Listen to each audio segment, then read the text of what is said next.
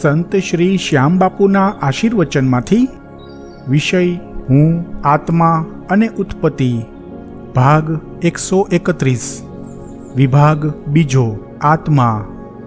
પ્રકરણ સૃષ્ટિના વિવિધ સંસાર ચક્રો. નિર્જીવ અસ્તિત્વના પોતાના સ્વતંત્ર સંસાર ચક્રો નથી રચાઈ શકતા. તેથી તેના મોટા અસ્તિત્વના સંસાર ચક્ર પ્રમાણે તેનું અસ્તિત્વ હોય છે. પથ્થરને નિર્જીવ કહીએ છીએ કારણ કે આ 6 અવસ્થાના બધા નિયમો પથ્થરને લાગુ નથી પડતા. પથ્થરનું અસ્તિત્વ છે, તેથી પથ્થરનું સર્જન તો થયું છે, પરંતુ પથ્થરમાં વૃદ્ધિ પામવાનો ગુણ નથી. એક પથ્થર બીજા પથ્થરનું સર્જન નથી કરી શકતો. પથ્થરમાં આપમેળે પરિવર્તન નથી થઈ શકતું. પથ્થરને વાતાવરણની અસર થાય છે, તેથી પથ્થરને ઘસારો લાગે છે અને ઘસાતા ઘસાતા પથ્થર ધીમે ધીમે નાશ પામે છે, અથવા તો વાતાવરણના કારણે પથ્થર પરિવર્તિત થઈને બારીક રજકણ બની જાય છે. આ રીતે પથ્થરમાં 6 અવસ્થાના નિયમો જળવાતા નથી, તેથી પથ્થરને નિર્જીવ માનવામાં આવે છે. તેથી પથ્થરનું પોતાનું સંસાર ચક્ર નથી હોતું, પરંતુ પથ્થર પૃથ્વીનો જ એક અંશ છે અને પૃથ્વી સૂર્યમંડળનો એક હિસ્સો છે. તેથી દરેક નિર્જીવ ચીજને સૂર્યમંડળનું સંસાર ચક્ર લાગુ પડતું હોય છે. જોકે અહીં પથ્થર નિર્જીવ હોવાના જે કારણો આપ્યા છે તે ઘણા વાચકોને વિચિત્ર લાગશે. ઘણાને થશે કે પથ્થર તો નિર્જીવ જ હોય, તે શ્વાસ ન લઈ શકે, તેમાં જીવનનો ધબકાર નથી, તે સેન્દ્રિય પદાર્થ નથી વગેરે. પરંતુ હું ફક્ત પૃથ્વી પર જે જીવન છે તેની જ વાત નથી કરતો. આપણા સૂર્યમંડળ સિવાયના બીજા કોઈ તારામંડળ પરના કોઈ ગ્રહ પર જો જીવન હોય અને જે જીવન હોય તો તે જીવનને પણ ઉપર આપેલા નિયમો લાગુ પડતા હોય છે. ભલે જીવન આપણા કરતાં સાવ ભિન્ન પ્રકારનું હોય, નિયમો આ જ લાગુ પડે.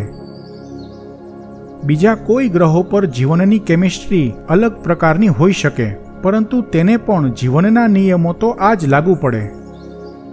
મનુષ્ય સહિત દરેક સજીવોને પોતાનું નિજી સંસાર ચક્ર તો હોય છે, સાથે સાથે તેની પ્રજાતિનું સંસાર ચક્ર પણ તેને લાગુ પડતું હોય છે.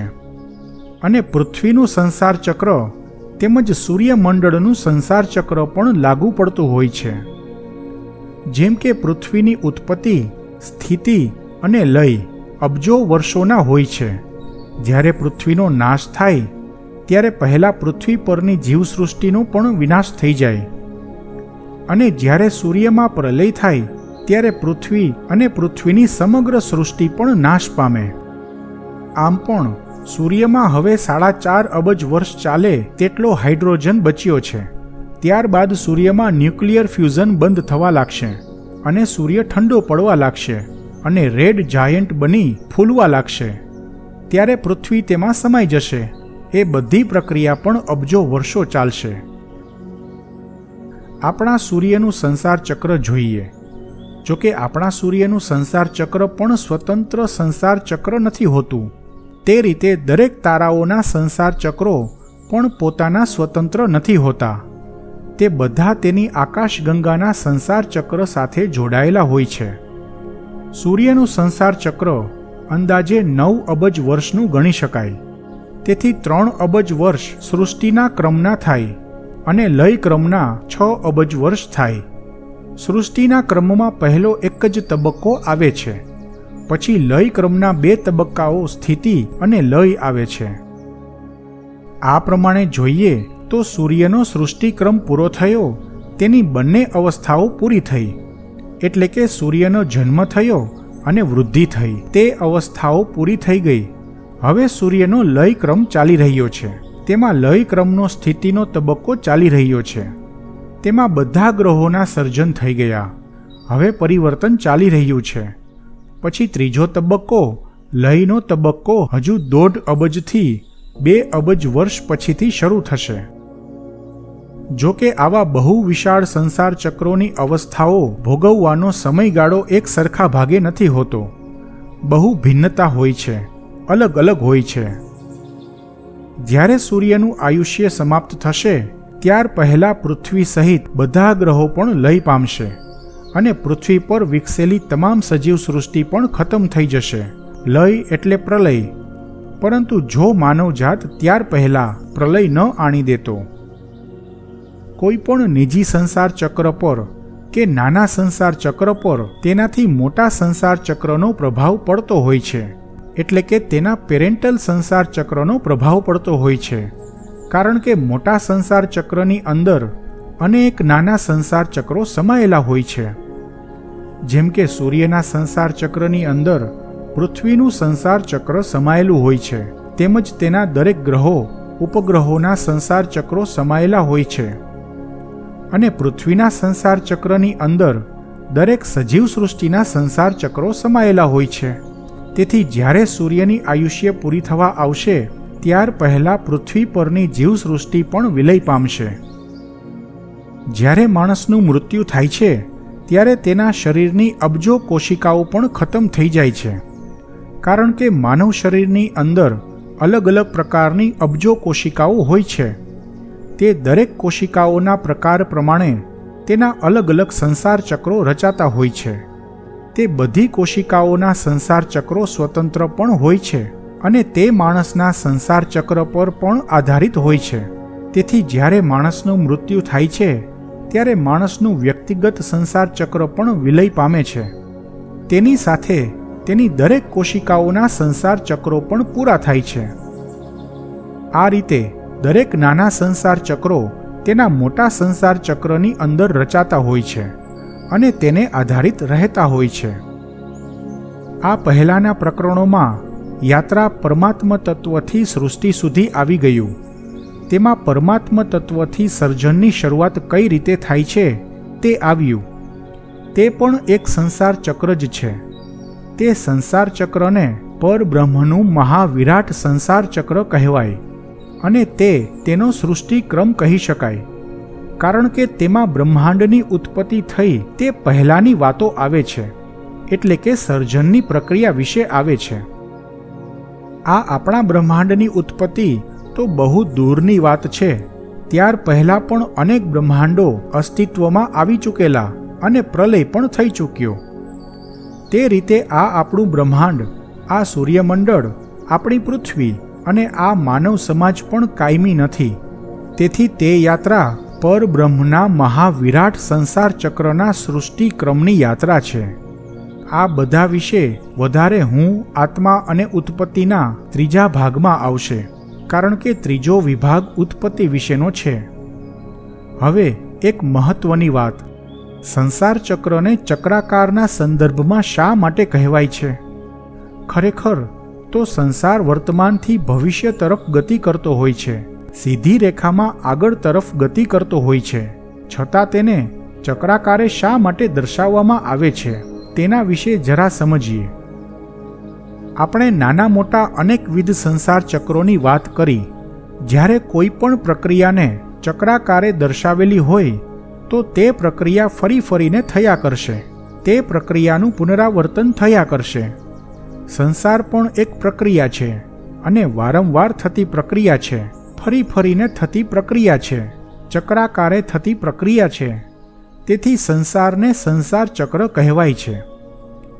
એટલે કોઈ પણ સંસાર ચક્ર હોય તો તેનો મતલબ એ થાય કે જે કંઈ પરિવર્તન થાય છે તે પરિવર્તનનું પણ પુનરાવર્તન થાય છે. બ્રહ્માંડનું સંસાર ચક્ર છે, તેથી બ્રહ્માંડની અનેક વખત ઉત્પત્તિ થઈ ગયેલી છે અને અનેક વખત પ્રલય થઈને નાશ પણ થઈ ગયો છે. ફરી ઉત્પત્તિ, ફરી વિનાશ, ફરી ફરીને ઉત્પત્તિ, સ્થિતિ અને વિનાશની નિરંતર ચાલતી પ્રક્રિયા છે. તેથી આ પ્રક્રિયાને બ્રહ્માંડનું સંસાર ચક્ર કહેવાય છે. બીજા પણ દરેક સંસાર ચક્રો તે રીતે ચક્રાકારે ચાલે છે. મનુષ્યનું સંસાર ચક્ર પણ તે જ રીતે ચાલે છે. જન્મ પછી મૃત્યુ, મૃત્યુ પછી ફરી જન્મ.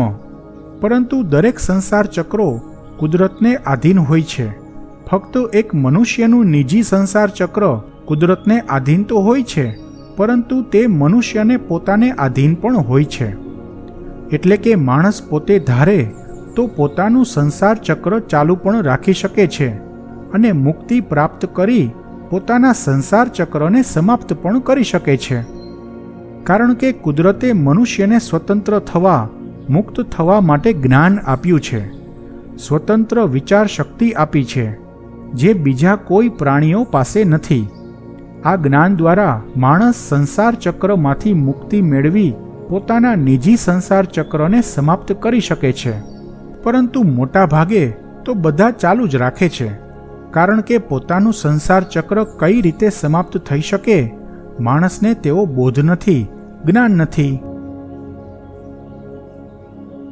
જિંદગી કાગળ કે કેનવાસના પાનાની હોય કે જિંદગી માટીના માણસની હોય, શું ફરક પડે છે? અર્થાત પાનું તો પાનું હોય છે.